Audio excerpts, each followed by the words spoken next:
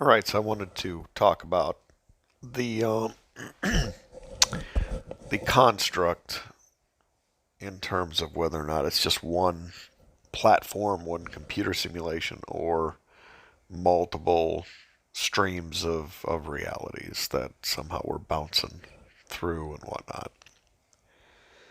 And the what got me thinking about it the other day was just thinking that it's really, if you had to choose one or the other, if you had to really say what one is it most plausible with, a lot of things seem like I'm in a different reality when people don't remember. You go from one version of reality, let's say it's Hillary Clinton's name, and then all of a sudden it changes, and all the people you were talking to about it, it's like they're not the same people. They don't remember, they don't recall. It's just completely. So that lends towards that. But then at the same time, could a simulation, if we were in one computer program,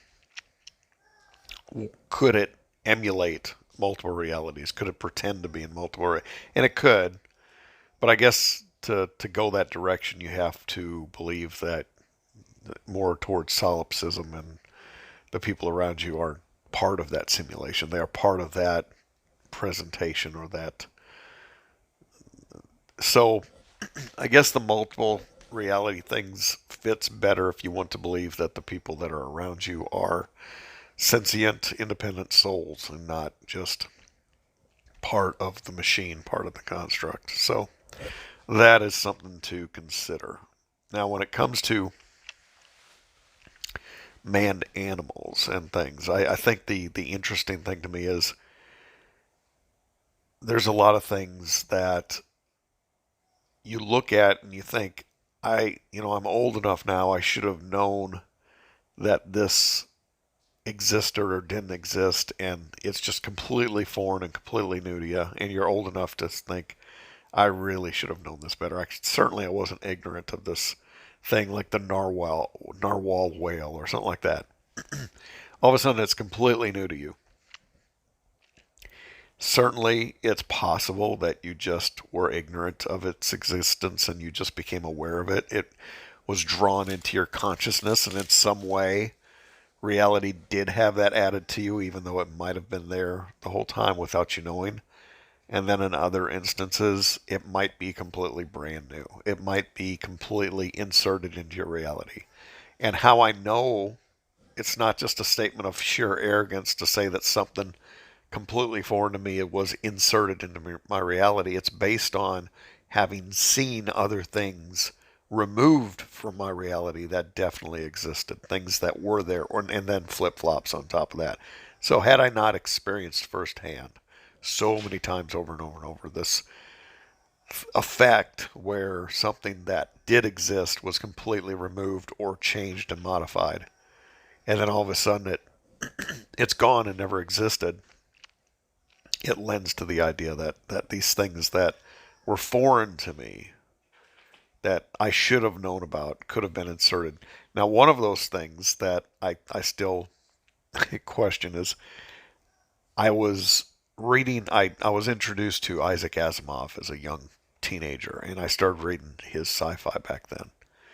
But I didn't know about Philip K. Dick, or wasn't introduced to him until, around 2012, something like that. It's almost like, where was he? Like his works, his stories were foreign to me until that time. It's certainly quite possible that I was just unaware and ignorant of Philip K. My first part of my life there, but I can't help but consider possibly these things get inserted. They get dropped into our reality. That the realities get merged in some way, or things get added, or you jump. In a way, I just watched that 2014 movie Transcendence with Johnny Depp. He uploads his consciousness into the computer and becomes a computer. And now that AI is just so popular, and the idea of transcendence or singularity is a common, frequent topic. It I enjoyed just recapping that movie because I saw it a long time ago, but just wanted to see if there's anything about it that I had missed. And I thought about when was or how far back do we need to go to find the first story about consciousness, human consciousness being uploaded or merging with a machine. Because 2014 goes back a good bit, but it goes back further than that. And I think, speaking of writers like Isaac Asimov, I believe in the 50s, Isaac Asimov wrote the short story The Last Question. And it was about the multivac computer and basically consciousness getting merged with that computer. And I thinking about going and buying that book today because it's on my mind, and just reading that again because I read it as a teenager. That was like my first introduction to Asimov. But it applies to this. It's an interesting connection to the Mandela effect and our theories about reality and existence and the construct. I might have to go read The Last Question once again by Isaac Asimov. And it's funny that in that book he references the multivac computer because another connection to me is I was raised by my grandparents. My grandfather was a farmer his whole life, but at the age of 50, he had his farm lost or stolen from him. There's a backstory there, but anyway, he picked up everything, moved the family to the city, and started as a line level janitorial position with the company Univac. Univac was the first computer, and it's changed names, that company, a few times over the years. But I remember, it was based on like vacuum tubes, and I remember all those little punch cards because my grandfather used to like use them. I don't know what he'd use it like. You could write notes on them, and he would just use them for scratch paper. But sometimes they were the same things they used to program the computer, so it had a bunch of like little square hole punches in it, and that's how they programmed the Univac, which I don't know. It's a funny connection because here we are talking about simulation, computer universe, and AI and all that stuff, and that's my family's connection with it. My blue collar grandfather working for Univac for the rest of his life. That said, it kind of ties into what Starfire Tour has been saying. This idea, the last question. If you read the story by Isaac Asimov, The Last Question, that is a fitting story with the stuff Starfire Tour is saying about a master computer running the Matrix and holding this reality together. And the Mandela effects are because the reality has been fragmented and the multi versions of reality are being threaded together. That sort of thing. It could be that as reality hits more and more catastrophic event timelines, it reknits itself into different versions so that the least catastrophic event will occur. And we see the glitches because it's having to overwork its circuits to make that happen.